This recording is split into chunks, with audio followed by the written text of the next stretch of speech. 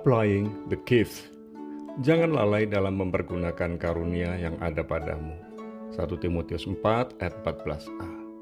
Tanpa terasa kita sudah masuk triwulan pertama di tahun 2023 ini. Tema renungan selama bulan Maret 2023 ini adalah Applying the gift. Kata applying yang merupakan kata kerja transitif dalam Merriam-Webster Dictionary memiliki arti to bring into action, untuk membawa ke dalam tindakan. Dalam arti sederhana, kata applying memiliki arti menerapkan atau mengaplikasikan. Oleh sebab itu, applying the gift memiliki arti menerapkan karunia-karunia. Tentu saja, karunia-karunia yang dimaksud adalah karunia rohani. Apakah kita sudah benar-benar mengenali karunia-karunia rohani yang ada pada diri kita? Mengapa kita harus menerapkan karunia-karunia rohani yang ada pada diri kita? Bagaimana cara menerapkan karunia-karunia rohani yang ada pada diri kita? Mari kita belajar bersama untuk menerapkan karunia-karunia rohani yang ada pada kita lebih lanjut. Pertama, mengenali karunia-karunia rohani. 1 Korintus 12 ayat 7-11. Kita harus benar-benar mengenali karunia-karunia rohani yang ada pada diri kita. Kemudian kita harus fokus untuk mengembangkan semua karunia rohani yang ada pada diri kita dan mulai menerapkannya dalam membangun jemaat dan warga kerajaan Allah. Jangan iri hati dengan karunia-karunia rohani yang dimiliki orang lain, sebab setiap orang bertanggung jawab dengan semua karunia rohani yang ada pada dirinya masing-masing. Sudahkah kita mengenali semua karunia rohani yang ada pada diri kita? Kedua, bertanggung jawab dalam menerapkan karunia-karunia rohani.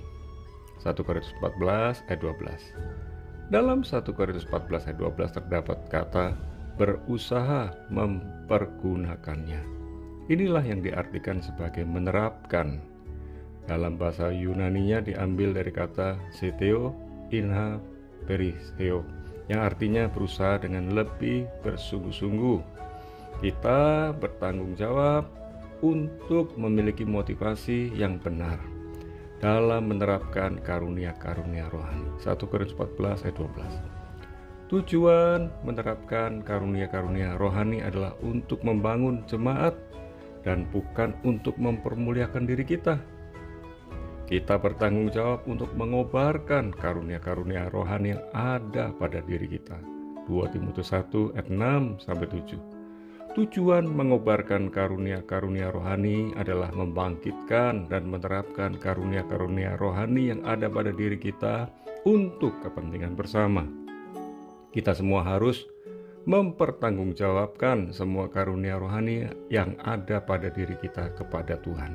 Ketiga, menerapkan karunia-karunia rohani. 1 Petrus 4 ayat 10-11. Dalam menerapkan karunia-karunia rohani, kita harus memiliki sikap hati yang siap melayani.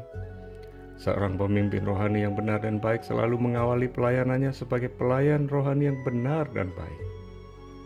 Dalam menerapkan karunia-karunia rohani, kita harus memiliki sikap hati yang murni dan berkenan kepada Tuhan. 1 Timotius 4 ayat 14-15. Dan yang terpenting dalam menerapkan karunia-karunia rohani adalah memiliki sikap hati yang benar bahwa semua karunia rohani berasal dari Tuhan dan untuk kemuliaan Tuhan saja. 1 Korintus 12 ayat 1-3. Sudahkah kita menerapkan semua karunia rohani yang ada pada kita dengan benar dan baik?